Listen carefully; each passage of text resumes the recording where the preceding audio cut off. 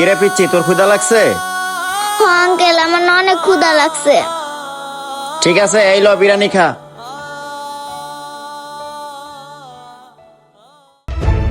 আরে ওই লোকটা ওইখানে কি করতেছে? যাই দেখি তো। এই দে দে খাবার স্যার।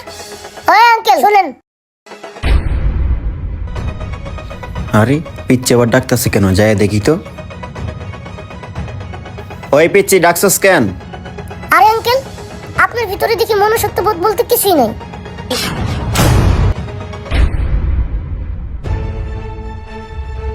আরে আঙ্কেল, আপনারা তো দেখতে ভদ্রলোকের মতো দেখা যায়, কিন্তু আপনার মনে এত নিচু কেন?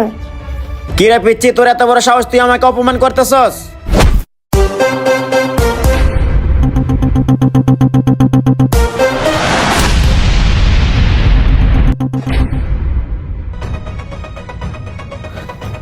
আরে ভাই, আপনি এটা কি করতেছেন?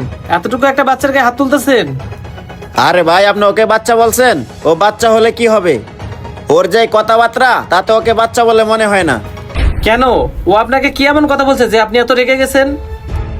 আরে ভাই, ও আমাকে বলে আমার ভিতরে নাকি মনুষ্যত্ববোধ বলতে কিছুই নেই।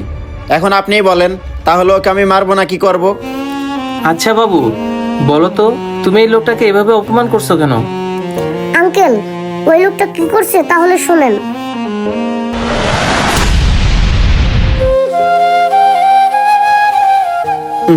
খাবারটা একেবারে নষ্ট হয়ে গেছে। এই খাবার আর খাওয়া যাবে না। যাই, খাবারটা ফালাই দিয়ে আসি।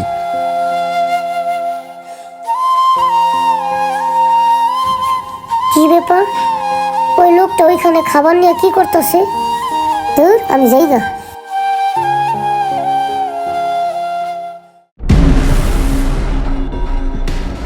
আরে ওই মেয়েটা ক্ষুধার জ্বালায় চটপট করতেছে। যাই, এই পচা খাবারটা দিয়ে মেয়েটার সাথে একটু মজা নেই।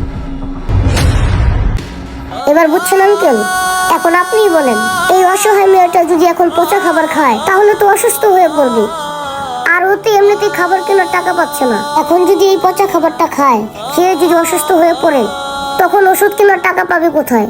আর এই কথাটাই আমি আঙ্কেলকে বোঝাতে চেয়েছিলাম, কিন্তু আঙ্কেল তো কথাটা বুঝলো না, শুধু শুধু আমাকে আরো মারতে আসছিল।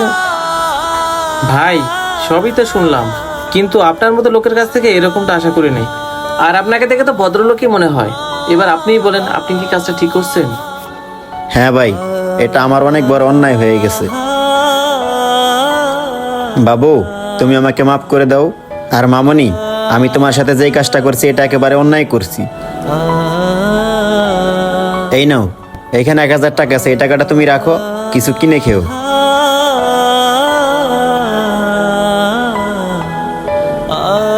আর বাবু, তুমি আমাকে এই পচা খাবারটা দাও, আমি খাবারটা নিয়ে ডাস্টবিনে ফেলাই দিব। ঠিক আছে, থাকো মামনি, থাকো। ভাই, আমি এখন আসি। Thank you uncle. যে খাবার আপনি নিজে খেতে পারবেন না, সে খাবার কখনোই অন্যকে খাওয়াবেন না। একটা কথা মনে রাখবেন, যে খাবার খেলে আপনি অসুস্থ হবেন, সে খাবার অন্যকে খাওয়ালেও সেও অসুস্থ হবে। তাই আসুন, যে খাবার নিজে খাওয়ার যোগ্য, পারলে সে খাবার দিয়ে তাদেরকে সাহায্য করি, আর না পারলে তাদের ইমোশন নিয়ে খেলা করা থেকে নিজেকে বিরত রাখি। ভিডিওটি ভালো লাগলে অবশ্যই শেয়ার করে দিবেন। ধন্যবাদ সবাইকে।